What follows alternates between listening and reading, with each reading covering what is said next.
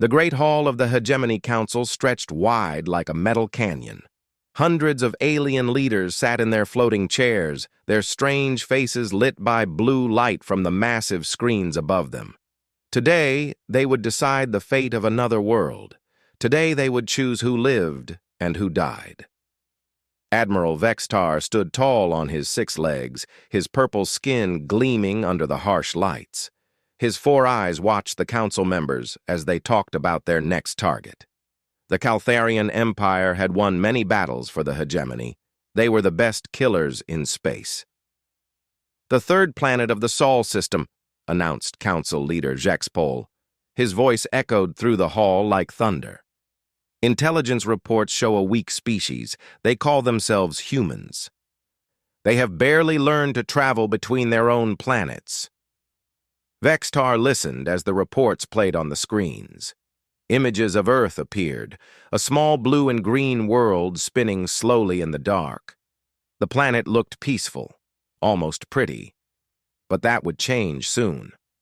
"Their largest ships are made of simple metal," continued Jexpol. "They use chemical fuel to push through space. No energy shields protect them, no plasma weapons arm them. Our computers say we can defeat them in 3 days. The council members made approving sounds. Some laughed. Others clicked their claws together in excitement. This would be easy. Too easy. Vexar had seen easy battles before. His 47th Conquest Fleet had destroyed the Centauran Republic in just 4 days. Before that, they had wiped out the crystal cities of Nexus Prime in less than a week. The humans would be even simpler to crush. "Admiral Vexar," called Jexpol, "you will take 200 dreadnoughts, 500 cruisers, and 1,000 support ships. This should be more than enough force to handle primitive humans." "Yes, Council Leader," Vexar replied. His voice was deep and strong. "How many human ships defend their world?" "About 30 vessels," said the intelligence officer. "Most are converted mining ships and research stations. They have no real military fleet. Their weapons are kinetic projectiles and simple explosives, nothing that can harm our ships." Vexar nodded. His fleet carried enough firepower to crack planets. The humans had metal tubes that shot pieces of lead. It would not even be a real fight.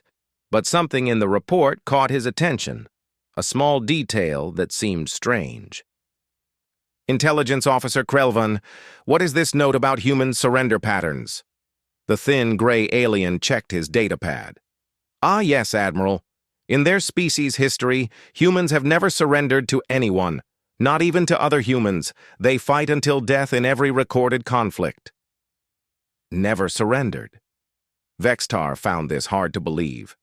Not once. "Correct, Admiral. But this is surely because they have never faced superior technology. Once they see our power, they will submit like all primitive species do." The council members agreed with clicking and chirping sounds. Vexar was not so sure. In all his battles across the galaxy, he had learned that desperate creatures could be dangerous, but what could humans do against his mighty fleet? Nothing. "Admiral," said Jexpol, "you will jump to the Sol system in 2 days. Offer them standard surrender terms first. If they refuse, destroy their military vessels and bomb their major cities. Leave enough humans alive to work in our mining colonies." "Understood, Council Leader." Vexar bowed his great head. The hegemony will have another conquered world for its empire. As the council meeting ended, Vexar walked to his command ship. The massive dreadnought waited in orbit above the hegemony capital world. It was 5 kilometers long and armed with enough weapons to destroy moons. Around it, his entire fleet prepared for the jump to human space.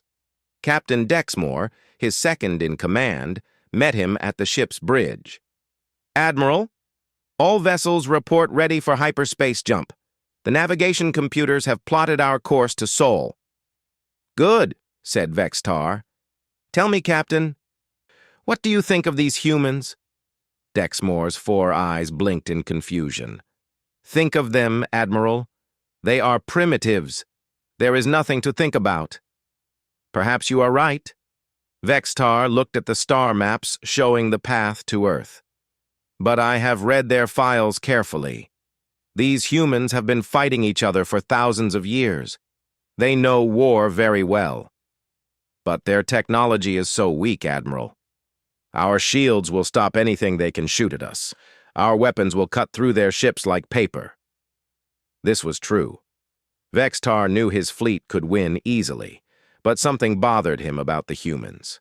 They reminded him of stories his grandmother used to tell, stories about small creatures that killed much larger predators through tricks and cunning. "Captain, increase our scan range when we reach Sol system," ordered Vexar.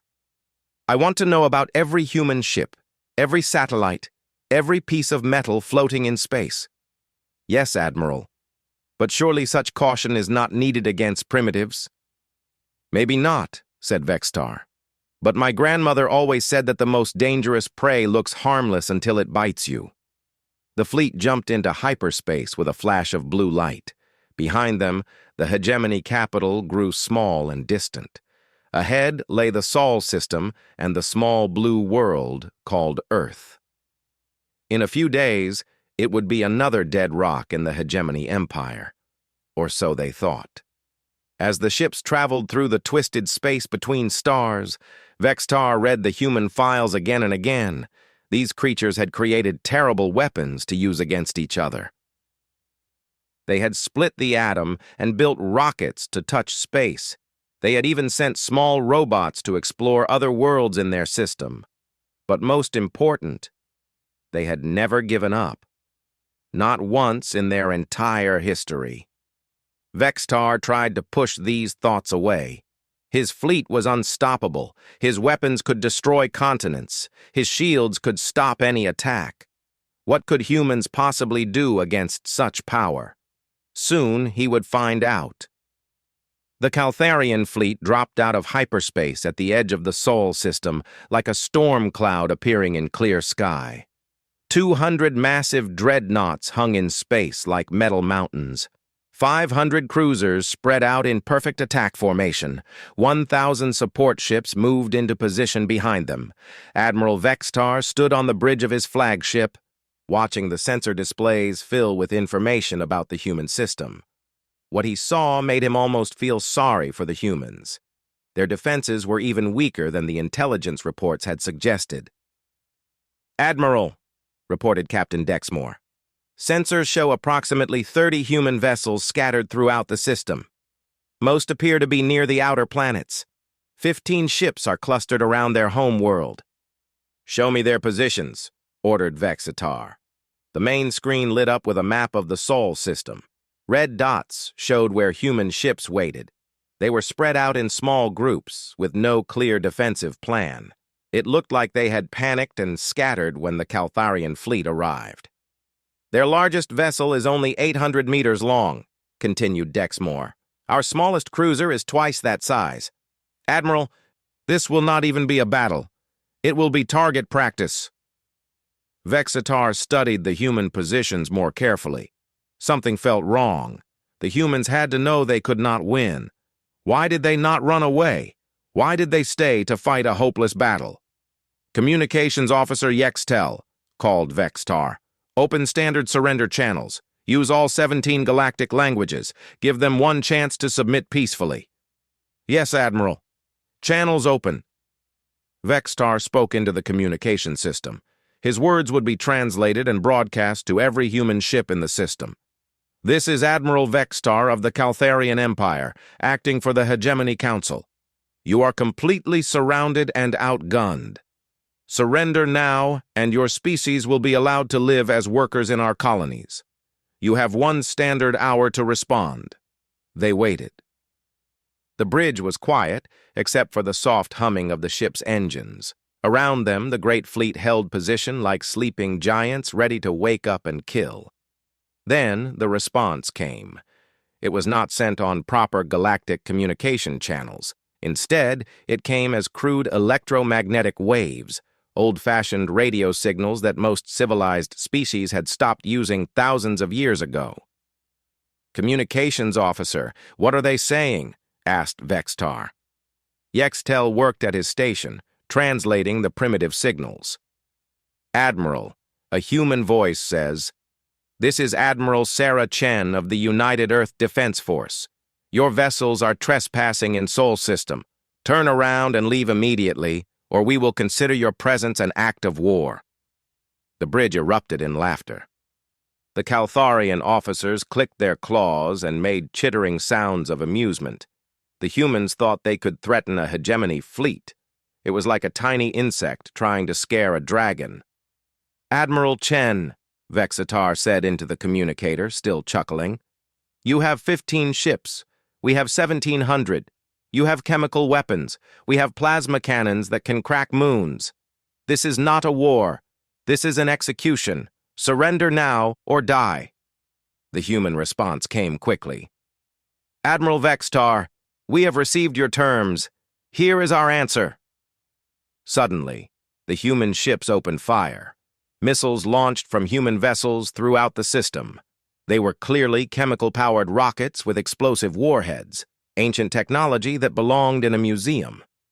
The missiles moved slowly through space, easy targets for Caltharian point defense systems. "All ships, activate shields," ordered Vexar. "Let them waste their ammunition. When they are finished, we will show them real weapons." The human missiles reached the Caltharian fleet and exploded against the energy shields. Bright flashes lit up space, but the Caltharian ships were not even scratched. The shields absorbed the explosions easily. But then, Vexar noticed something that made him pause. Every single human missile had hit its target. Not one had missed. Not one had been shot down by point defense guns. The humans had fired 63 missiles, and all 63 had struck exactly where they were aimed. "Captain Dexmore," said Vexar slowly, "what is the accuracy rate of our own missile systems?" "About 85%, Admiral." "Why do you ask?" "The humans just achieved 100% accuracy with primitive weapons. How is that possible?" Dexmore checked his sensor readings. "Perhaps they are closer than we thought, Admiral, or maybe they are very lucky." Luck. Yes, that had to be it. But still, something bothered Vexar about the human attack. No one was that lucky. The human ships now launched a second wave of attacks. This time they used kinetic weapons, metal projectiles fired at high speed. Again, every shot hit its target perfectly. The projectiles bounced off Caltharian armor like pebbles hitting stone. But the accuracy was still perfect. "Admiral," reported the weapons officer, "human vessels are retreating. They appear to be falling back toward their home planet." "Of course they are retreating," said Captain Dexmore. "They have seen that their weapons cannot hurt us. Now they run in fear." Vexar watched the human ships pull back through the inner system. They moved in good order, not like a panicked retreat. It looked more like they were following a plan. "Advance the fleet," ordered Vexar. "All ships, move toward the human home world. Maintain attack formation." The Caltharian fleet began its approach to Earth. The great ships moved through space like a metal tide of death. Soon they would be close enough to use their main weapons. Then the humans would see what real firepower looked like. But as they moved deeper into the system, Vexar noticed more strange things. The space around Earth was full of debris, broken satellites, pieces of destroyed mining stations, and chunks of metal floated everywhere.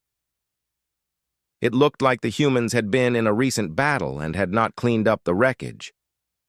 "Sensors report large amounts of space debris around the human planet," said the science officer. "Shall we clear a path with our point defense guns?" "No," said Vexar. "It is just junk. Our shields will protect us. Continue the advance." The human ships continued to fall back as the Caltharian fleet approached. They fired a few more missiles, but these also bounced harmlessly off the alien shields. The humans seemed to have given up hope. They were just shooting because they were too stubborn to surrender.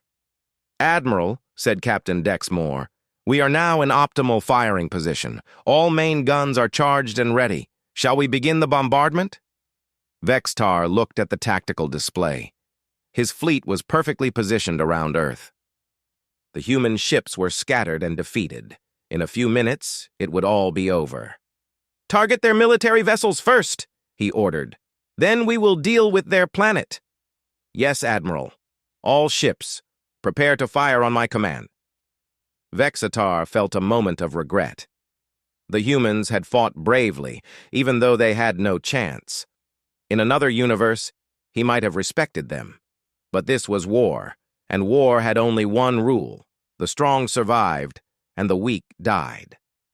"All ships," he announced to his fleet, "open fire." 200 Caltharian dreadnoughts fired at once. Brilliant beams of purple energy lanced through space toward their targets. The plasma cannons could melt through the armor of any known warship. They could crack asteroids in half and boil oceans. Nothing could stand against such terrible power. Admiral Vexar watched with satisfaction as the death rays streaked toward the human fleet. In seconds, this pathetic resistance would be over. The humans would learn what happened when primitives challenged the might of the hegemony. But the energy beams never reached their targets. Instead, they struck pieces of floating debris that had been drifting harmlessly through space. Metal fragments that looked like broken satellites and mining equipment. Junk that any smart commander would ignore. The debris exploded, but these were not ordinary explosions. These were the fury of splitting atoms unleashed in the cold void of space. Nuclear fire bloomed like deadly flowers throughout the area around Earth. One after another, the pieces of junk revealed themselves to be nuclear bombs in disguise. "What is happening?" shouted Captain Dexmore as his bridge shook from nearby explosions. More beams fired from the Caltharian fleet, and more hidden bombs exploded. The humans had filled the space around their planet with nuclear mines. Every piece of debris was a weapon waiting to be triggered, and the Caltharian weapons were setting them off one by one. "Emergency shields!" roared Vexar, but it was too late. The nuclear explosions chained through the fleet like a deadly wave. Dreadnought after dreadnought vanished in atomic fire. The bombs had been placed perfectly, right where Caltharian battle tactics demanded the ships position themselves for attack. Vexar realized with growing horror that this was not random. The humans had studied Caltharian warfare. They had learned exactly where the alien ships would be when they attacked. Every bomb had been placed in the perfect spot to cause maximum damage. "Fleet status report," Vexar demanded. "Admiral, we have lost 60% of our dreadnoughts," the communications officer reported. His voice was shaking with fear. 47 cruisers destroyed. The support ships are scattering." The bridge screens showed the terrible truth. The pride of the Caltharian Empire was burning in the void. Ships that had conquered a dozen worlds were now clouds of radioactive gas. The humans had turned the entire space around their planet into the largest minefield in galactic history, and they had used the Caltharians' own weapons to trigger it. "How did they hide so many nuclear devices?" asked Captain Dexmore. "Our sensors should have detected them."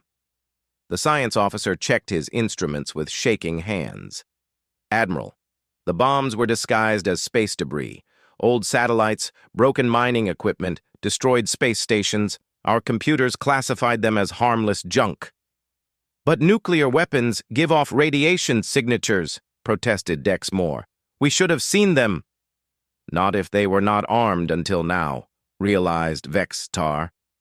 The truth hit him like a physical blow. "They only activated the weapons when we arrived. Every piece of debris in this system was a bomb waiting for the right moment." More nuclear flowers bloomed as the remaining Caltharian ships tried to retreat. But the minefield was everywhere.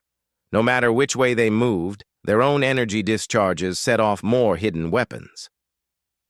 The humans had turned the aliens' firepower against them. "Admiral, incoming transmission from the human fleet," reported the communications officer. "Put it on screen," ordered Vexar. The face of Admiral Sarah Chen appeared on the main display. She was a middle-aged human female with short gray hair and cold blue eyes. She looked directly at Vexar as she spoke. Admiral Vexar, this is Admiral Chen. I hope you are beginning to understand your situation. You are not fighting primitives. You are fighting humans who have been preparing for this day since we first looked at the stars and wondered who else might be out there. Behind Chen, Vexar could see the bridge of her command ship. It was smaller than a Caltharian cruiser, but the crew moved with the precision of trained killers. These were not panicked primitives. These were warriors who had planned this battle down to the smallest detail. "Impossible," whispered Captain Dexmore. "How could they know we were coming?" Chen seemed to hear him. "Captain Dexmore, we have been watching the galaxy for decades. We know about the hegemony. We know about your conquest fleets. We know how you fight, where you position your ships, and what tactics you use. You see, when you have conquered as many species as you have, patterns emerge." The human admiral smiled, but it was not a friendly expression. It was the smile of a predator showing its teeth. "We studied the wreckage of every fleet you destroyed," she continued. "We analyzed every battle you fought. We learned everything about Caltharian warfare, and then we prepared our welcome for you." Around Earth, more nuclear explosions lit up space as the surviving Caltharian ships tried desperately to escape the minefield. But there was no safe path. The humans had placed their weapons with mathematical precision. "You used our own firepower against us," said Vexar. It was not a question. "Exactly," replied Chen. "We knew you would fire on our ships first. We knew you would use your plasma cannons.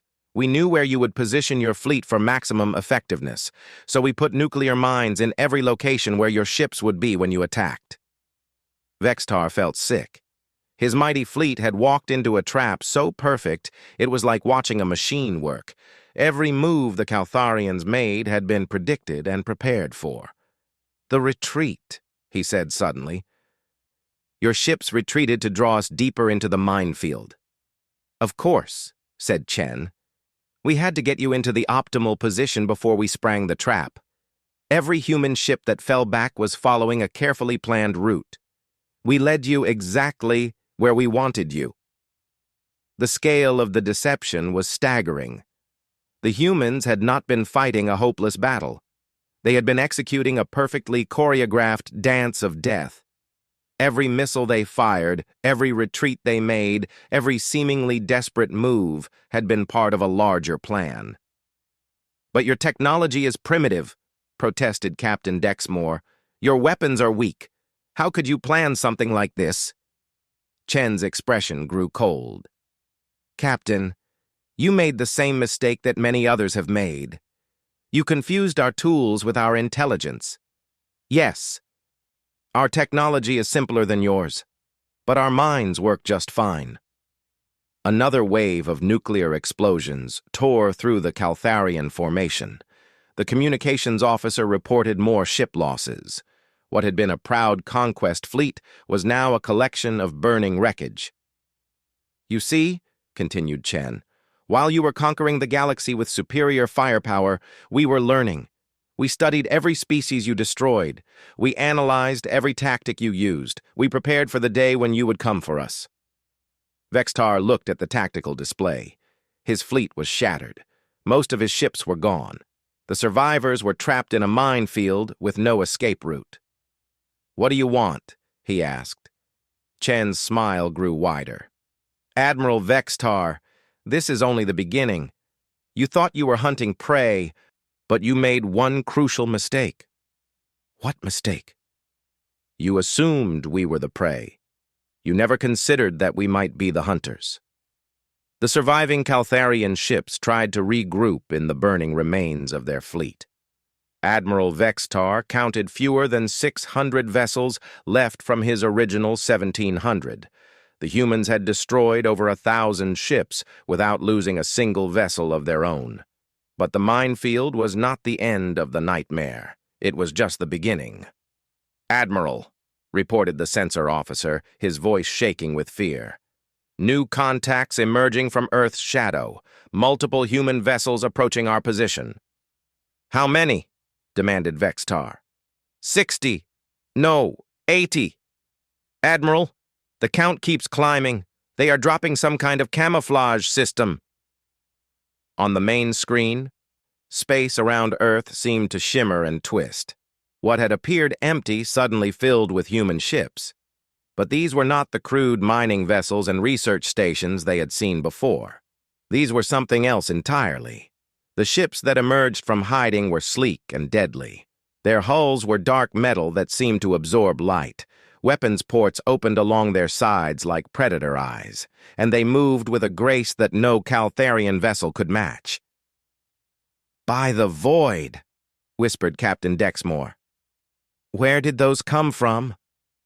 Admiral Sarah Chen's voice came over the communication channel again. "Admiral Vexar, allow me to introduce you to the real Earth Defense Fleet. The ships you saw earlier were decoys. These are our actual warships." Vexar stared at the display in growing horror. The human fleet was not just larger than expected, it was completely different. These ships looked nothing like the primitive vessels in the intelligence reports. "Impossible," he said. "Our spies reported mining ships and research stations. Where did you hide a military fleet?" "We didn't hide it," Chen replied. "We disguised it. Those mining ships you detected, they really were mining ships, but they were also weapons platforms in disguise. The research stations? They were carrier vessels packed with fighter craft. Everything you saw was real, Admiral. You just didn't see what it really was." As if to prove her point, the human vessels began to transform. Hull panels slid away to reveal massive gun barrels. Cargo bays opened to release swarms of fighter craft. What had looked like civilian vessels revealed themselves as warships designed for a single purpose, killing invaders. "But how?" demanded Captain Dexmore. "How did you hide weapons signatures? Heat signatures? Our sensors should have detected military-grade equipment." Chen's laugh was cold. "Captain, you scan for technology that is more advanced than yours. We built weapons that appear simpler than they are. Our plasma cannons look like mining lasers. Our missile systems appear to be cargo-handling equipment. Our fighter bays seem to be storage compartments." The human fleet spread out around the trapped Caltharians like a pack of wolves surrounding wounded prey. But what happened next made Vexar's blood run cold. The human ships began to move. They did not move like any spacecraft Vexar had ever seen. They twisted and rolled through three-dimensional space with impossible agility. They pulled acceleration forces that should have killed their crews. They executed maneuvers that defied every law of space combat. "How are they not dead?" asked the science officer. "Those acceleration forces would turn any crew into liquid." "Sir," reported the sensor officer, "I am detecting no artificial gravity systems on the human vessels. No inertial dampeners. They are flying without protection from the forces of their own movement." This was impossible. No crew could survive the crushing acceleration of combat maneuvers without protection. Even Caltharians, who were much stronger than most species, needed gravity systems to survive high-speed combat. But the humans were doing it anyway. "Admiral Chen," called Vexar, "how are your crews surviving those maneuvers?" "The same way our ancestors survived hunting mammoth with pointed sticks," she replied. "We adapt. We endure. We push our bodies past what others think is possible." The first wave of human fighters reached the Caltharian formation. They were small, single-pilot craft that moved like living things. They dodged between the massive alien ships, striking with pinpoint accuracy before disappearing into the void. But it was not their weapons that terrified Vexar. It was how they flew. Each human pilot seemed to predict exactly where the Caltharian ships would move. They fired at empty space, knowing that their target would be there in 3 seconds. They avoided return fire by margins so small they seemed impossible. They flew as if they could see the future. "How do they know where we will be?" asked Captain Dexmore, as explosions rocked their ship. "Are they reading our minds?" The answer came from an unexpected source.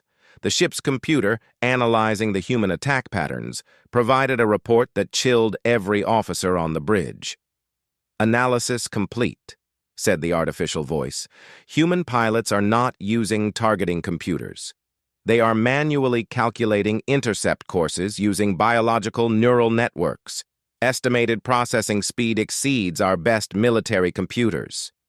Vexar felt the universe shift around him. The humans were not using advanced technology to achieve impossible accuracy. They were doing it with their own minds. "They are calculating trajectories in their heads?" he asked. "Confirmed. Human pilots appear to process three-dimensional movement prediction through intuitive mathematical modeling. This suggests evolutionary adaptation for pursuit hunting in complex environments." The truth hit Vexar like a physical blow.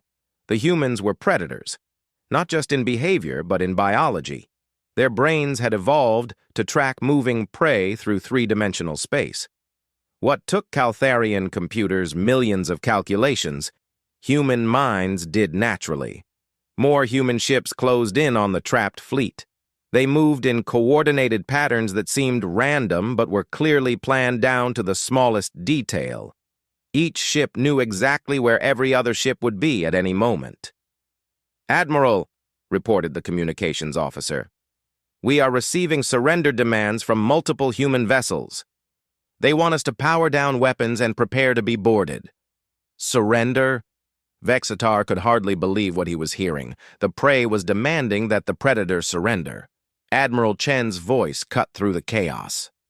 "Admiral Vexar, you have two choices. Surrender now, and your surviving crews will be treated according to interstellar law, or continue fighting and discover what humans do to invaders who threaten their home." Around them, the human fleet continued its deadly dance. Every movement was precise. Every shot found its target. The humans fought like they had been born for war in 3 dimensions, which, Vexar realized, they probably had been. "Sir," whispered Captain Dexmore, "what are your orders?" Vexar looked at the tactical display. His once mighty fleet was scattered and broken. The humans had outfought them, and revealed capabilities that no intelligence report had even guessed at. But surrendering to primitives was unthinkable. The hegemony would rather see him dead than defeated by a species that had not even mastered faster-than-light travel. "All ships," he announced on the fleet communication channel, "prepare to break out of the encirclement. We fight our way to the edge of the system and escape to hyperspace." The human response was immediate. Admiral Chen's voice carried a note of sadness, as if she had hoped for a different answer. "I am sorry to hear that, Admiral Vexar. We hoped you would choose wisdom over pride. But we understand. We have dealt with pride before." The human fleet began to close in for the kill, and for the first time in his long military career, Admiral Vexar knew what it felt like to be prey. The final battle was not a battle at all. It was an execution carried out with cold precision by predators who had perfected the art of killing over millions of years of evolution. Admiral Vexar watched from his flagship's bridge as the human fleet moved into final attack position. The remaining Caltharian ships tried desperately to break through the encirclement, but there was no escape. Everywhere they turned, human vessels waited like patient hunters. "Admiral," reported Captain Dexmore, "the humans have cut off every escape route. Ships are positioned at all hyperspace jump points. We are completely surrounded." Vexar nodded grimly. He had expected this. The humans had planned for every possibility, including Caltharian attempts to flee. They were not just winning this battle. They were making sure that no alien ship would escape to warn the hegemony. "All ships, full attack formation," he ordered. "If we are going to die, we die fighting." The surviving Caltharian vessels turned toward the nearest group of human ships, their plasma cannons charged for one final assault. Perhaps they could take some of the cursed humans with them into death, but before they could fire, the human fleet struck first. The attack came from all directions at once. Human fighters swarmed through the Caltharian formation like angry insects, each pilot pulling maneuvers that should have been impossible. Their weapons found every weak point in alien armor. Their timing was perfect down to the microsecond. Behind the fighters came the larger human warships. They moved with the same impossible grace, dodging return fire while delivering devastating attacks of their own. Every shot was calculated not just to destroy, but to cause maximum psychological damage to the surviving crews. "Sir," called the weapons officer, "our plasma cannons cannot lock onto the human vessels. They are moving too unpredictably." "Then fire where they are going to be," shouted Vexar. "Sir, we cannot predict their movements. They do not follow standard flight patterns." This was the humans' greatest advantage. They did not fight like machines following programmed responses. They fought like living creatures, adapting and changing tactics moment by moment. Each pilot made decisions based on instinct and experience rather than computer calculations. The Caltharian dreadnought next to Vextar's flagship suddenly exploded in a ball of fire.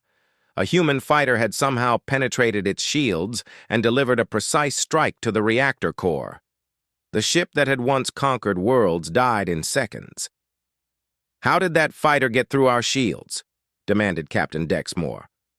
The science officer checked his readings with shaking hands.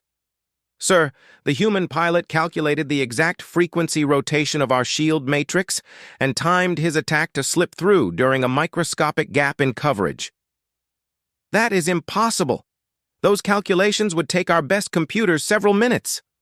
"The human did it in 3 seconds, sir, using only his brain." Around them, more Caltharian ships died as human pilots performed similar feats of impossible precision. They were not just better fighters than any species Vextar had encountered. They were operating on a completely different level of capability. "Admiral," came Admiral Chen's voice over the communication channel, "this is your last chance to surrender. Stop this pointless slaughter." Vexatar looked at his tactical display. More than half of his remaining ships were gone. The humans had not lost a single vessel. They were toying with the Caltharian fleet like cats playing with wounded mice. "Admiral Chen," he replied, "you have won, but the hegemony will send other fleets, larger fleets. You cannot hide your capabilities forever." Chen's laugh was cold. "Admiral, you still do not understand. We are not hiding from the hegemony. We are preparing to hunt it." The words sent ice through Vextar's veins. The humans were not just defending their world.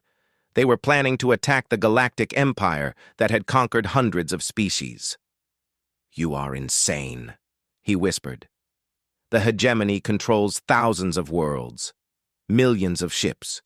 You cannot fight an entire galaxy." "Admiral," Chen replied, "my species once hunted creatures 10 times our size with nothing but sharpened sticks. We brought down giants that could crush us with a single step. Do you know how we did it?" More Caltharian ships exploded around them. The human fleet was methodically destroying every alien vessel with ruthless efficiency. "We studied our prey," continued Chen. "We learned their weaknesses. We worked together, and we never gave up no matter how many of us died. That is what made us the most successful predators on our planet." Vextar's flagship shuddered as human weapons found their mark. Warning lights flashed across the bridge. The ship's shields were failing. "And now," Chen said, "we have found new prey among the stars." The bridge screens flickered as power systems failed throughout the ship. Around them, the last few Caltharian vessels fought desperately against the closing human net, but it was hopeless. The hunters had become the hunted. "Sir," reported the communications officer, "incoming transmission from the Hegemony Council. They are demanding a status report." Vexatar looked at the burning remains of his once mighty fleet. In a few minutes, his flagship would join the wreckage floating in the void. The greatest conquest fleet in Caltharian history had been destroyed by a species the hegemony had dismissed as primitive. "Put them through," he ordered. The face of Council Leader Jexapol appeared on the screen. The alien's expression was confident and expectant. He clearly believed the battle was going well. Admiral Vexar, report on the conquest of the human system. How long before their planet surrenders? Vexar felt a moment of bitter amusement. The Council still thought this was just another easy conquest. They had no idea what the humans really were. Council leader, he said slowly, the 47th Conquest Fleet has been destroyed. The humans are not primitives. They are predators. They have turned their entire system into a weapon. We came here to conquer prey and instead found apex hunters. Jexpol's face showed confusion, then disbelief. That is impossible. The intelligence reports showed weak technology, simple weapons, no real military capability. The intelligence reports were wrong, Vexar replied as explosions rocked his bridge. Or the humans made sure they were wrong. They have been preparing for this day since they first learned they were not alone in the galaxy. Around the flagship, the last Caltharian ships died in nuclear fire. The humans showed no mercy to invaders who had come to destroy their world. They fought with the cold efficiency of creatures who understood that survival meant killing everything that threatened their young. Admiral, Jexpol's voice was urgent now. Fall back to hyperspace. Retreat and regroup. We will send reinforcements. There will be no retreat, Vexar said quietly. The humans have cut off all escape routes. They are not just defeating us, Council Leader. They are making sure no one survives to warn you about what they really are. The truth of it hit him then. This was not just a battle for Earth. This was humanity's announcement to the galaxy. They were serving notice that a new apex predator had entered the cosmic food chain. What are you saying? Demanded Jexpol. I am saying that you sent a conquest fleet to attack the wrong species, Vexar replied. The humans have never surrendered to anyone because they are not prey animals. They are the predators that other predators fear. His flagship's main reactor went critical.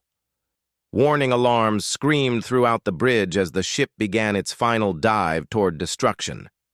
Through the bridge windows, Vexar could see human fighters moving away to engage the last few Caltharian survivors. Council Leader, he said as fire spread through his ship, do not send another fleet to Sol system. Do not underestimate the humans again. They are coming for you. They are coming for all of us. And when they arrive, remember that you were warned. The transmission ended in static as Admiral Vexar's flagship exploded in a ball of superheated plasma. In the cold vacuum around Earth, the last Caltharian vessel died 3 minutes later. No alien ship survived to carry word of the battle back to hegemony space. The humans had planned it that way. Admiral Sarah Chen stood on the bridge of her flagship, looking out at the expanding clouds of debris that had once been a conquering fleet. Around her, the crew worked quietly to coordinate cleanup operations. Admiral, reported her second-in-command, all enemy vessels destroyed, no survivors detected, the system is secure. Chen nodded. The first test was over. Humanity had proven that it could defend itself against the galaxy's greatest predators. But defense was only the beginning. Send word to all fleet commanders, she ordered. Begin preparation for Phase 2 of the operation. Yes, ma'am. Shall I inform them of our target? Chen looked out at the stars, thinking of all the species the hegemony had conquered and enslaved. All the worlds they had destroyed. All the civilizations they had ground into dust beneath their metal boots. Tell them we are going hunting, she said. Earth continued its slow rotation around its yellow star, appearing once again to be nothing more than a small blue world in the vast darkness. But appearances, as the galaxy would soon learn, could be very deceiving indeed. The age of human expansion was about to begin.